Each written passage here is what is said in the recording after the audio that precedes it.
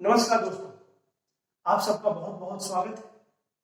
हम लोगों ने पिछला क्लास में यूज ऑफ प्रोनाउन देख रहे थे और उसी में हम लोगों ने पढ़ा था रिफ्लेक्सिव प्रोनाउन। रिफ्लेक्सिव प्रोनाउन के 3 रूल्स हम लोगों ने डिस्कस कर चुका था। आज हम लोग को 4th रूल देखना है। चलिए अब हम लोग क्लास को स्टार्ट करते हैं। हमारा जो 4th रूल आज है वो ये है, a reflexive pronoun will not be used A reflexive pronoun will not be used after the following given verbs। ध्यान है इस बात का। रूल नंबर 3 में हम लोगों ने देखा था कि कुछ ऐसे verbs होते थे जिसके बाद reflexive pronoun का इस्तेमाल होता था। ये रूल नंबर 4 क्या कहता है कि कुछ ऐसे भी verbs होंगे जिसके बाद reflexive pronoun का इस्तेमाल नहीं होगा। सबसे पहले तो हम लोग ऐसे verbs का एक लिस्ट बनाते हैं कि ऐसे कौन कौन से verb है जिसके बाद reflexive pronoun का इस्तेमाल नहीं होगा। इसमें हमारा हो जाता है कि कंसीड, qualify, stay, rest, aspect, open, से, फील, कॉन्सेंट्रेट, शेव, अनड्रेस, ड्रेस, हाइड, वॉश। ये कुछ ऐसा वर्ब्स है जिसके बाद हमें रिफ्लेक्सिव प्रोनाउन का इस्तेमाल नहीं करना है। हालांकि सेंटेंस जब इससे जो बनता सेंटेंस जो बनेगा उसमें आप देखोगे तो आपको यह एहसास होगा कि यहाँ पे रिफ्लेक्सिव प्रोनाउन का इस्तेमाल होना चाहिए लगेगा, लेकिन ग्रामेटिकली ये गलत है, ऐसा हम लोग नहीं कर सकते हैं। चलिए एग्जांपल को देखते हैं। The door open itself. हम लोगों ने बात किया कि ओपन के बाद रिफ्लेक्सिव प्रोनाउन का इस्तेमाल नहीं होता है, तो यहाँ पे ओपन इटसेल्फ जो है वो गलत हो जाएगा। इसका सही फॉर्म क्या हो जाएगा? The door open. बस इतना ही हो गया। I qualified myself in the exam।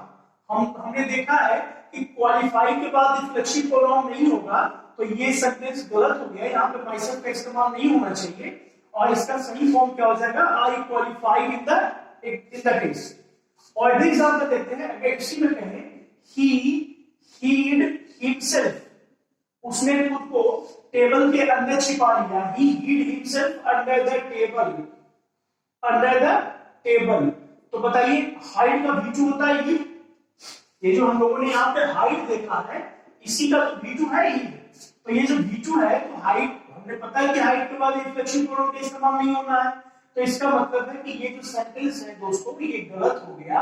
और इसका सही फॉर्म अगर हम लोग चाहे इसको नोट करना, इसका सही फॉर्म को, तो इसका सही फॉर्म होगा he hid under the table। ये जो है सही सेंटेंस है। तो हमने क्या देखा? तो रिफ्लेक्सिव प्रोनाउन का जो 4th रूल है वो हमें यही बताता है कि कुछ ऐसे वर्ब्स होते हैं जिसके बाद रिफ्लेक्सिव प्रोनाउन का इस्तेमाल नहीं होता है। ठीक है, अब हम लोग आगे बढ़ेंगे। रिफ्लेक्सिव प्रोनाउन में यही हमें 4 इंपॉर्टेंट रूल्स को देखना था। अब जो हमारा अगला प्रोनाउन जो पढ़ना है वो पढ़ना है इंडेफिनिट प्रोनाउन। आपको पता है कि इंडेफिनिट प्रोनाउन, इंडेफिनिट का मतलब ही क्या होता है? Not definite. इंडेफिनिट का मतलब क्या होता है? Not definite. जो निश्चित नहीं है वही इंडेफिनिट है। तो नॉट डिफिनिट जो हो गया, इसमें कौन कौन से प्रोनाउन आएंगे? तो मुख्य रूप से अगर आपको याद होगा तो हमने बताया था इसको समझने के लिए कि इसमें वन और बॉडी पे जो खत्म होता है वो आता है और थिंग पे जो खत्म होता है वो आता है। एक दो वर्ड और भी है, जैसे एनी हो गया, है ना, एनी हो गया, आपका जो है कि ऑल हो गया, ये भी आ जाते हैं इंडेफिनिट प्रोनाउन में। बोथ हो गया, ये भी आ जाते हैं। तो हमें अब इसको देखना है कि इसका इस्तेमाल कैसे कैसे होगा। तो सबसे पहले यहाँ पे हम बात करेंगे रूल नंबर 1 का। हम किसका बात करेंगे? रूल नंबर 1 का बात करेंगे। जब भी आपके पास किसी सेंटेंस में someone, somebody, anyone, anybody, no one, nobody, everyone, everybody आ जाए, जब भी किसी सेंटेंस में ये वन और बडी वाले टर्म्स आ जाए, देखो सबके लास्ट में कॉमन चीज क्या है कि या तो सबके लास्ट में वन है या बडी है। तो जब भी ये वन और बडी वाले टर्म आ जाए तो इसके लिए हम लोग ही, हिज और हिम का इस्तेमाल करते हैं। इसके लिए किसका इस्तेमाल करते हैं? ही, हिज, हिम का इस्तेमाल करते हैं। इसके लिए कभी भी हम लोग दे, दिए और देव का इस्तेमाल नहीं करते हैं। जबकि एग्जाम में यहाँ क्वेश्चंस दे देगा तो आपको समझना होगा कि जहां भी वन और बडी वाले टर्म आ जाएंगे वहां पे केवल हम लोग को किसका इस्तेमाल करना है? ही, हिज और हिम का इस्तेमाल करना है। जैसे example, everybody has come with. अब लोग को बेसिकली लोग सोचते क्या है कि एवरीबॉडी मतलब सब कोई। अब सबको ही मतलब लोग सोच लेते हैं कि ये प्लूरल है, प्लूरल इसके दिए का इस्तेमाल होगा, नहीं हो सकता। यहाँ पे जहां भी वन और बॉडी वाला टर्म आ जाए तो इसके साथ हम लोग ही और हिज का इस्तेमाल करते हैं, तो इसके लिए हिज का यहाँ पे इस्तेमाल होगा, ते का इस्तेमाल नहीं होगा। यहाँ भी देखो हिज का इस्तेमाल होगा, वंस के दिए का इस्तेमाल नहीं होगा। ऐसा इसलिए होता है कि हमें पता है कि जहां भी वन और बॉडी वाले टर्म्स आ जाए वहां पे हम लोग केवल ही और हिज और हिम का इस्तेमाल करते हैं, हम लोग दे दिए देम का इस्तेमाल नहीं करते हैं। तो this was our rule number 1 of indefinite pronoun. अब हम लोग आगे बढ़ते हैं, रूल नंबर 2 को देखते हैं इंडेफिनिट प्रोनाउन का। जैसा कि इंडेफिनिट प्रोनाउन में रूल नंबर 1 में हम लोगों ने देखा कि वन और बॉडी वाले टर्म के लिए केवल ही हिज और हिम का इस्तेमाल करते हैं, दे दिए देम का इस्तेमाल नहीं करते हैं। ठीक उसी प्रकार से हम लोग देखेंगे तो रूल नंबर 2 जो हमारा है वो कहता है कि जब थिंग वाला टर्म आ जाए तो क्या करेंगे, जैसे समथिंग, एनीथिंग, नथिंग, एवरीथिंग, है ना। जब सब थिंग वाला टर्म आ जाएगा तो उसके लिए हम लोग किसका इस्तेमाल करेंगे, ये बात हमें समझना होगा। This we are going to learn in rule number 2। ये हम लोग कहां पढ़ेंगे, रूल नंबर 2 में पढ़ेंगे। चलिए देखते हैं। रूल नंबर 2 कहता है कि जब भी कोई थिंग वाला टर्म आ जाए, जैसे एवरीथिंग, समथिंग, एनीथिंग, नथिंग, है ना, अगर ऐसे सारे जो है कि थिंग वाला टर्म आ जाएगा तो इसके लिए हम लोग जो है इट का इस्तेमाल करेंगे। ध्यान रखिएगा, इसके लिए इट का इस्तेमाल करेंगे, इसके लिए ही का इस्तेमाल नहीं होगा। इसी बात को समझने के लिए हम कुछ एग्जांपल से आपको कहते हैं।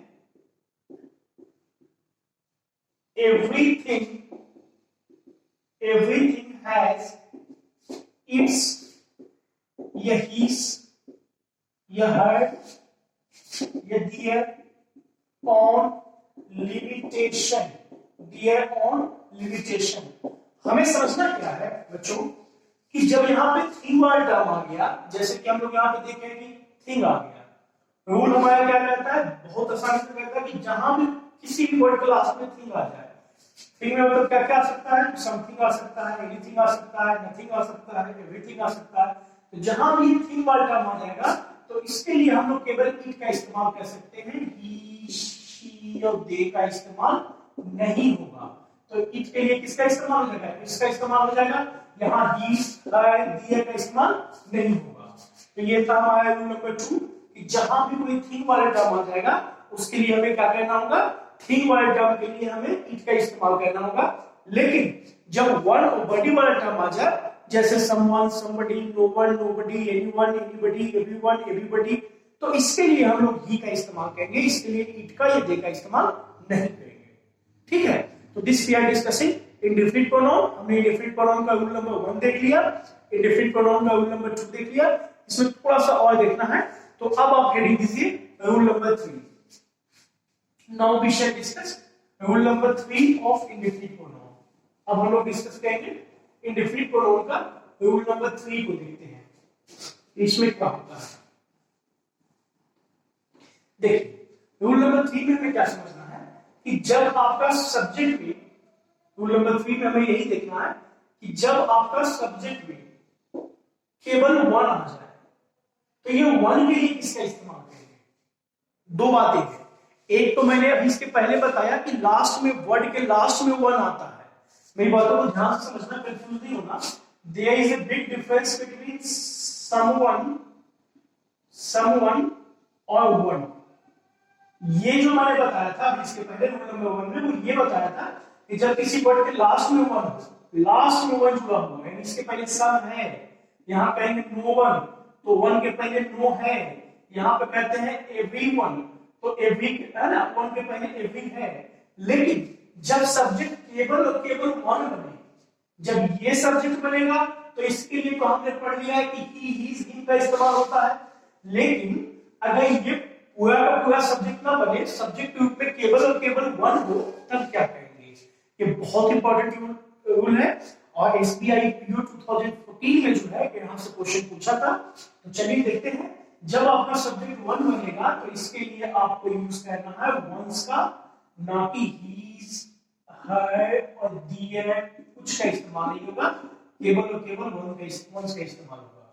जैसे example, one must one must complete once his, her, their, its task।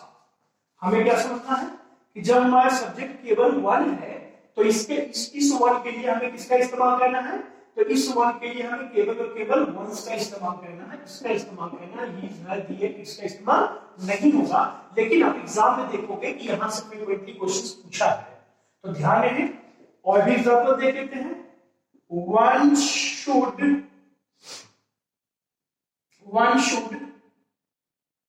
fulfill his once promise, one should fulfill his या once promise। मैं फिर से बता रहा हूं कि जब भी आप एग्जाम में देखोगे तो एग्जाम में आपको केवल यही देखने को मिलेगा कि जहां भी वन आ जाएगा तो वन के बाद वो हिज लगा देगा, जो ग्रामेटिकली गलत है, ऐसा संभव नहीं हो सकता है। हमें समझना क्या है कि जहां भी सब्जेक्ट के ऊपर हमारा वन आ जाए तो वन के बाद हमें किसका इस्तेमाल करना है, वंस का इस्तेमाल करना है। तो this was important rule regarding indefinite pronoun. Indefinite pronoun के बारे में हमें इतना जानकारी होना चाहिए। इसके बाद अभी आपको लगा होगा कि यहाँ पे एनी बच गया, बोथ बच गया, कुछ नहीं बचेगा, वो लास्ट में जब हम लोग आएंगे मिसलेनियस को वहां पे पढ़ लेंगे इसको, है ना। जो बेसिक कंसेप्चुअल रूल्स है पहले मैं वो आपके दिमाग में ले आता हूं ताकि आपको सीखना आसान हो जाए, ठीक है। तो चलिए अब हम आगे बढ़ते हैं और आज का हमारा नेक्स्ट टॉपिक जो है इसी में वो है, अब हम पढ़ेंगे अपना पर्सनल प्रोनाउन के बारे में। दिस इज वेरी इंपॉर्टेंट, बहुत इंपॉर्टेंट है, मैक्सिमम रूल्स यहीं से आता है। तो चलिए अब आप हेडिंग दीजिए personal pronoun. Now you shall give heading personal pronoun. देखिए ये बिल्कुल इंग्लिश जो है बिल्कुल टफ नहीं है, बस थोड़ा सा आपका कंसेप्ट बनने में जो समय लग जाएगा, लेकिन एक बार जब चीजों को समझने लगेंगे then you will start enjoying. मुझे नहीं लगता है कि इसमें कुछ ऐसा है जो हम नहीं समझ सकते हैं, हम नहीं कर सकते हैं। और आपको ये भी नहीं करना है कि घर पे बैठ के इसको जो है ना एकदम पूरी तरह से बैठ कर रटने लगना, याद करना है, मत कीजिए इतना। आप इस वीडियो से जो अधिकतम फायदा उठा सकते हैं वो इस तरह से उठा सकते हैं कि सबसे पहला बार आप वीडियो को केवल सुनिए, देखिए मैं क्या बोल रहा हूं, कहां पर पॉइंट करवा रहा हूं, कुछ नोट मत कीजिए। फिर उसी वीडियो को नोट कॉपी अपना ओपन कीजिए और उसके बाद जो है कि एक बार फिर से सुनिए और तमाम चीजों को आप नोट कर लीजिए। हर टाइम क्या करना है कि आपको वीडियो से कोई आपका मतलब नहीं है, अब आप जो अपने कॉपी पर लिखा है उसको एक बार पढ़ लीजिए। ये अगर प्रोसेस को आप अपनाते हैं, आप 10 दिन करके देखिए, उसके बाद जब आपको एग्जाम्स या फिर जब आपको क्वेश्चन पेपर मिलेगा, हम प्रीवियस के क्वेश्चन सब शेयर करेंगे ना आपके साथ, आप देखिए कितना आसानी से चीजों को बना सकते हैं। देखो मुश्किल नहीं है, ढंग से प्लान करके इसको कीजिए, ठीक है। इंग्लिश आपका बिल्कुल अच्छा हो जाएगा, हम लोग इंग्लिश के डर को खत्म करेंगे। चलिए अब हम लोग यहाँ पे बात करेंगे फिफ्थ टाइप का अपने प्रोनाउन का, जिसमें हम लोग बात करने वाले हैं पर्सनल प्रोनाउन का। इसमें हम किसके बारे में बात करेंगे, पर्सनल प्रोनाउन के यूजेस को देखेंगे।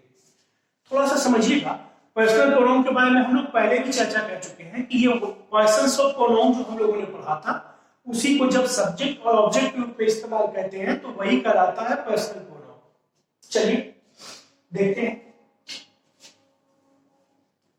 सबसे पहले एक बात समझ लीजिए, नाउन में हम आपको पढ़ाए हैं नॉमिनेटिव और ऑब्जेक्टिव केस, उसको एक बार समझ लीजिए होता क्या है। एक तो हम यूज करेंगे सब्जेक्टिव या नॉमिनेटिव केस, ये होगा एक टर्म, और दूसरा टर्म हम लोग यहां जो ज्यादा इंपॉर्टेंट आएगा वो होगा ऑब्जेक्टिव केस। एक होगा सब्जेक्टिव या नॉमिनेटिव केस और दूसरा होगा ऑब्जेक्टिव केस। इसमें कुछ विशेष नहीं है पढ़ना बच्चों,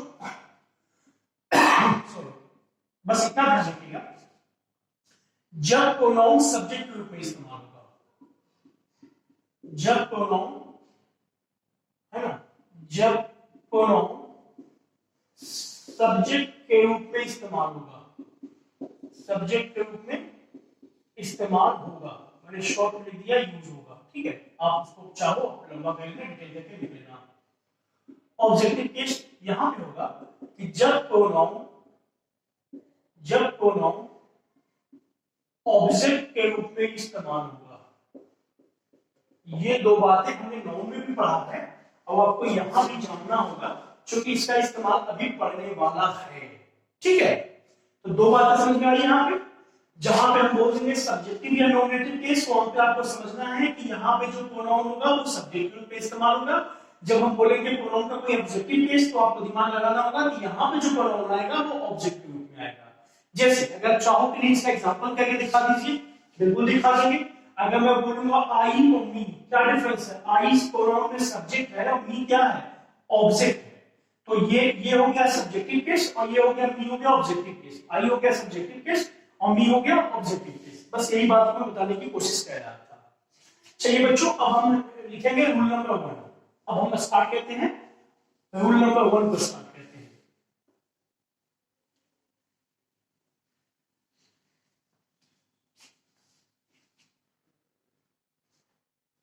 रूल नंबर 1 हमारा कहता है then is always followed by then is always followed by a subjective case, by a subjective case। अब सब्जेक्टिव केस कह लो या नॉमिनेटिव केस कह लो, उसमें तो कोई दिक्कत होना नहीं है ना। तो ये हमें समझना क्या होगा कि जो हमारा देन है, ये देन के बाद हमेशा क्या आता है? सब्जेक्टिव केस आता है। जैसे example, Mohan is taller than I या मी। अब देखो बच्चों, हम लोग यहाँ पे हमेशा गलती कर बैठते हैं। हम लोग जहां भी सेंटेंस होगा मोहन इज टॉलर देन मी बोल देते हैं ना कि मोहन इज टॉलर देन मी, लेकिन ग्रामेटिकली ये गलत है। इसलिए गलत है क्योंकि देन के बाद क्या आएगा? देन के बाद हमने लिख दिया है सब्जेक्टिव केस आएगा, आई है सब्जेक्टिव केस, तो ये भी तो गलत हो गया। जबकि ऐसा हम लोग हमेशा सेंटेंसेस बोलते हैं। आप देखिए, अगर हम बोले you are better than, you are better than he या he, you are better than he या ही। अब समझना बच्चों, यहां पे देन आ गया ना। हमने रूल में क्या पढ़ा कि देन के बाद क्या आता है? सब्जेक्टिव केस आता है।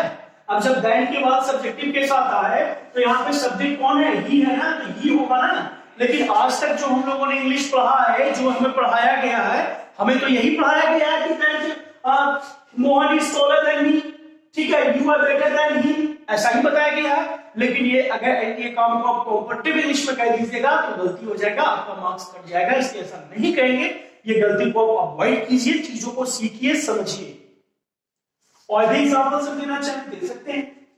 जैसे he speaks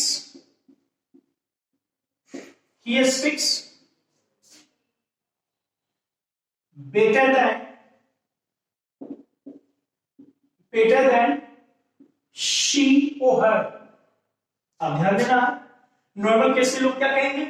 नॉर्मल केस में लोग यहाँ पे देन के बाद है का इस्तेमाल कर देंगे, जो कि ऑब्जेक्ट है, गलत है। हमें इस्तेमाल किसका करना है? हमें इस्तेमाल करना है सब्जेक्ट का।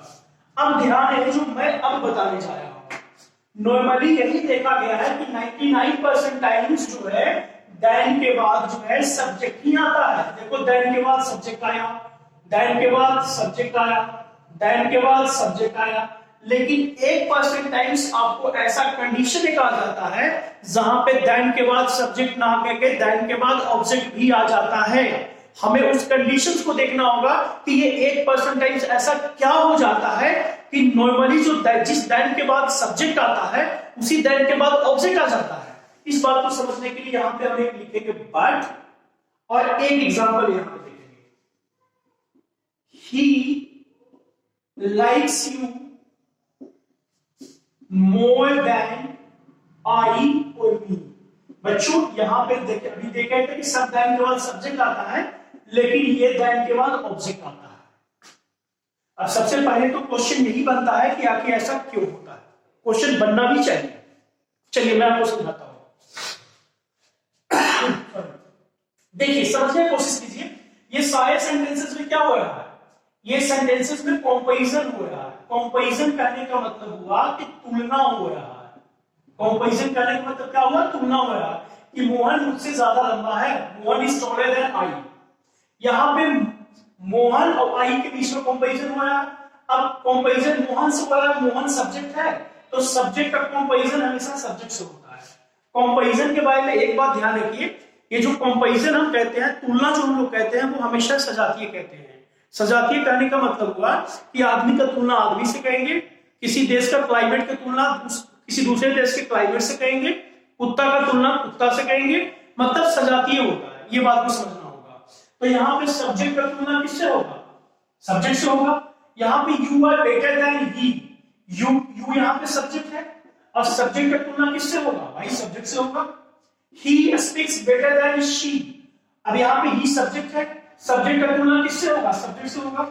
लेकिन इस सेंटेंस को देखिए, ही likes you more than me, वह मुझसे ज्यादा आपको पसंद करता है। ये जो व्यक्ति है ये दोनों को पसंद करता है, लेकिन आपको ज्यादा पसंद करता है और मुझको कम पसंद करता है। तो तुलना इसके और इसके बीच में हुआ है कि इसके और इसके बीच में हुआ है?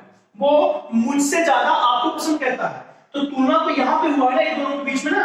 अब यहां पे देखो, ये जो यू है ये सब्जेक्ट है या ऑब्जेक्ट है? तो यहां पे वर्ब आ गया है, वर्ब के बाद ऑब्जेक्ट आता है। तो यू जब यहाँ पे ऑब्जेक्ट है, तो एक जैसा कि एक सब्जेक्ट का तुलना सब्जेक्ट से होता था, ठीक उसी प्रकार से एक ऑब्जेक्ट का तुलना किससे होगा? ऑब्जेक्ट से होगा। यानी कि यहाँ पे मी का इस्तेमाल होगा। आई थिंक ये चीज को मैं आपको एक्सप्लेन कर पाया, यहां तो कोई दिक्कत नहीं हुआ होगा। बस यही समझना है कि ऑब्जेक्ट का तुलना ऑब्जेक्ट से, सब्जेक्ट का तुलना सब्जेक्ट से। लेकिन मैं एक बात को ध्यान आपको रखना है कि नॉर्मल कंडीशन में जो कुछ नहीं समझ में आए, ये रूल दिमाग में ना हो, तो इतना जरूर दिमाग में रख लेना कि देन के बाद सब्जेक्ट आता है। 99% टाइम्स क्वेश्चन यही से पूछता है, क्योंकि लोग यहां पे कंफ्यूज जाते हैं, देन के बाद ही लगा देंगे, देन के बाद भी लगा देंगे, देन के बाद है लगा देंगे। इस गलती से अब आप बचना। चलो आगे बढ़ो। अब हम लोग देखते हैं rule number 2। Now we shall discuss rule number 2। अभी हम लोग का चल रहा है पर्सनल प्रोनाउन, अब यही चलेगा। और देखते हैं रूल नंबर 2 में देखते हैं क्या होता है। रूल नंबर 2 भी बहुत हद तक मिलता जुलता है रूल नंबर 1 का, कुछ नहीं कहना, थोड़ा सा यहाँ पे मॉडिफिकेशंस कर देना है। As, is, always followed by ये सब्जेक्टिव केस। जैसा हमने देखा कि देन के बाद हमेशा सब्जेक्ट आता था, ठीक उसी प्रकार से एज के बाद भी हमेशा सब्जेक्ट ही आएगा। जैसे एग्जांपल, जल्दी से लिखिएगा,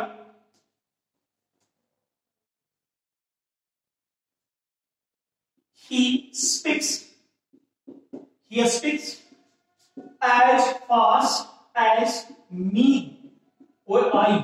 तो हमने देखा कि ये एज के बाद सब्जेक्ट आना है, सब्जेक्टिव केस आना है, मी यहां पे गलत हो जाएगा। और एग्जांपल देखते हैं, you are as good as he या ही। तो एज के बाद हमेशा सब्जेक्ट आता है, ऑब्जेक्ट नहीं आता है। डायल में तो एक जो है कि एक्सेप्शन भी था, लेकिन एज में कोई एक्सेप्शन नहीं है। सीधा सीधा आपको यहीं पे कंक्लूड कर देना है कि जहां भी एज आएगा, एज के बाद हमेशा आपका सब्जेक्टिव केस आएगा। It means to say that as के बाद हमेशा क्या आएगा? तो सब्जेक्ट आएगा, सब्जेक्टिव केस आएगा। इसी से मिलता जुलता जो है वो रूल नंबर 3 आपका है। एज के जगह पे आप इसको लाइक कह दीजिए। लाइक जो है, it is followed by, it is always followed by an objective case। ध्यान है, जो हिंदी मीनिंग एज का होता है वही हिंदी मीनिंग लाइक का होता है, लेकिन एज के बाद हमेशा सब्जेक्ट होता है, जबकि लाइक के बाद हमेशा क्या होता है? ऑब्जेक्ट होता है। ठीक है, ऑब्जेक्टिव केस होता है। जैसे example,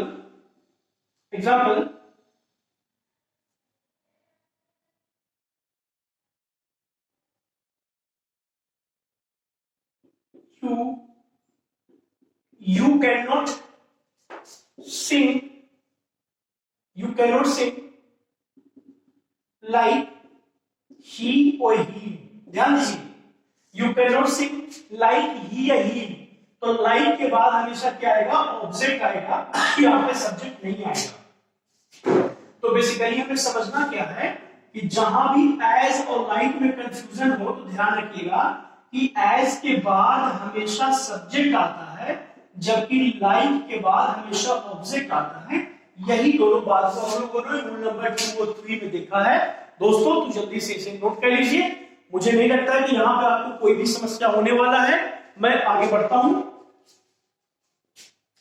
rule number 4। Rule number 4 में हम लोग बात करेंगे लेट। लेट भी बड़ा इंपॉर्टेंट फैक्टर है, ठीक है। टाइम एंड टेंस पढ़ेंगे तो आप देखेंगे कि लेट से बहुत सारे सेंटेंसेस बनते हैं, कैसे बनेंगे। फिलहाल हमें इतना याद रखना है कि रूल नंबर 4 में हम पढ़ने वाले हैं लेट के बारे में। लेट के बारे में क्या पढ़ना है कि it is always followed bye an objective case, है ना, an objective case. Objective case समझ रहे हो ना, मतलब कि ऑब्जेक्ट, जहां भी सेंटेंस में लेट आ जाएगा, लेट के बाद हमेशा हम लोग को ऑब्जेक्टिव केस को इस्तेमाल करना है। जैसे एग्जांपल, लेट वी और लेट अस प्ले नाउ, अब हम लोगों को खेलने दो, तो लेट वी होगा या लेट अस होगा। भले ही यहां पे हमें सब्जेक्ट की जरूरत है, लेकिन चूंकि यहां पे लेट आ गया और लेट के आने के बाद हम लोग को क्या करना होता है, केवल और केवल ऑब्जेक्ट का इस्तेमाल कर सकते हैं। जहां पर मिलेगा लेट अस प्ले नाउ। और भी एग्जांपल अगर हम चाहें इसमें लेना तो लेट आई और लेट मी गो देयर, मुझे वहां जाने दो, तो लेट के बाद क्या आएगा, ऑब्जेक्ट आएगा, सब्जेक्ट का इस्तेमाल नहीं होगा। और भी एग्जांपल देखेंगे, लेट दे और them sing on the stage, sing on the stage, वे लोग को स्टेज पर गाना गाने दो, तो लेट के बाद यहां पे क्या आएगा, लेट के बाद यहां पे ऑब्जेक्ट आएगा, देम आएगा, सब्जेक्ट नहीं आएगा। तो जल्दी से इसको भी आप एक बार नोट कीजिए, जल्दी से नोट कीजिए, फिर हम लोग आगे बढ़ते हैं। जल्दी से इसको नोट कीजिए एक बार। चलिए एक रूल और हम लोग देखते हैं। यहां तक आपने नोट कर लिया। रूल नंबर 5, रूल नंबर 5, इसको मिला दो।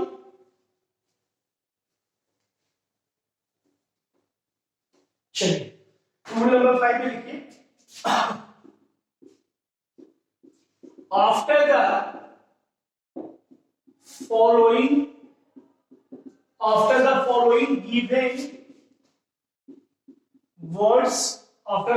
given words, objective case will be used. Objective case will be used. Objective case will be used. इसमें से कुछ हम लोगों ने देख लिया है, कुछ और देख लेते हैं। बिटवीन, जहां बिटवीन आ जाएगा इसके बाद ऑब्जेक्टिव केस आएगा। बट एक्सेप्ट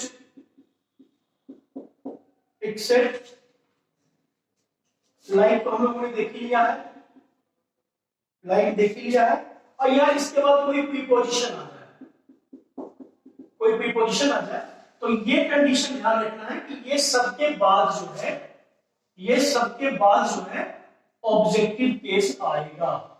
ये सबके बाद क्या आएगा दोस्तों, ये सबके बाद जो है वो ऑब्जेक्टिव केस आएगा, ठीक है। चलिए कुछ एग्जांपल्स भी कर लेते हैं, इसी से देख लेते हैं। Example, I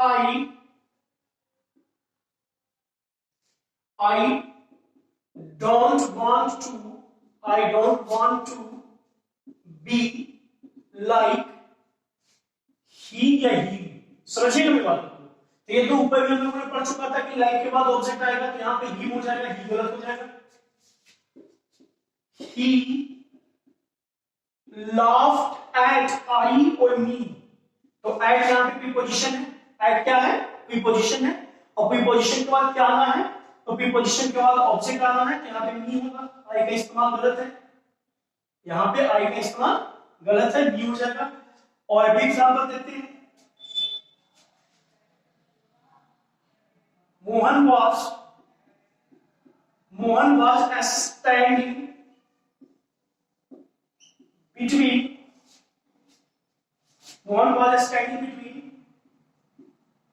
you and me। अच्छा, यहां पे आपको लगेगा, कहोगे, एक बात आपके दिमाग में आ सकता है कि सर आपने यू कैसे लिख दिया, यू तो सब्जेक्ट है। बच्चों यू जो है, यू के बारे में थोड़ा सा समझ लो, यू जो है ये सब्जेक्ट भी है और यू जो है ये ऑब्जेक्ट भी है। यू का सब्जेक्ट भी यू होता है और यू का ऑब्जेक्ट भी यू होता है। तो ये जो हमने देख लिया बिटवीन यू एंड मी, तो यहां पे क्या होगा, बिटवीन यू ये भी ऑब्जेक्ट है और मी भी ऑब्जेक्ट है। ठीक है, तो हमें समझना क्या है, ये कुछ ऐसे वर्ड्स हैं जिसके बाद हमेशा किसका इस्तेमाल करते हैं हम लोग, तो इसके बाद हमेशा हम लोग ऑब्जेक्टिव केस का इस्तेमाल करते हैं। पर्सनल प्रोनाउन को हम लोग आगे कंटिन्यू रखेंगे, अभी इसमें बहुत सारा रूल्स पढ़ना है, इसलिए आज हम लोग क्लास को यहीं पे खत्म करते हैं। आपको बता दें, सूचना दे दें कि हमारे चैनल पे आपके लिए जो है कि साइंस का क्लास भी स्टार्ट हो गया है। बायोलॉजी का 2-3 क्लासेस हो चुका है, विवेक से पढ़ाए हैं, है ना। तो आप साइंस सेक्शंस को भी बिल्कुल जो है कि साथ साथ कहते चले। ठीक है, आने वाले समय में हम लोग रीजनिंग को भी करेंगे और आज शाम से वोकैब्स आपके लिए डेली अपडेट कर दी जाएगी। वोकैब का जो है कि बहुत मांग हो रहा था, कुछ फोन कॉल्स भी आया, आपका कमेंट्स भी आया, है ना। तो हम लोग उस चीज को ध्यान में रखते हुए वोकैब का क्लास हम लोग आज शाम से स्टार्ट कर देंगे।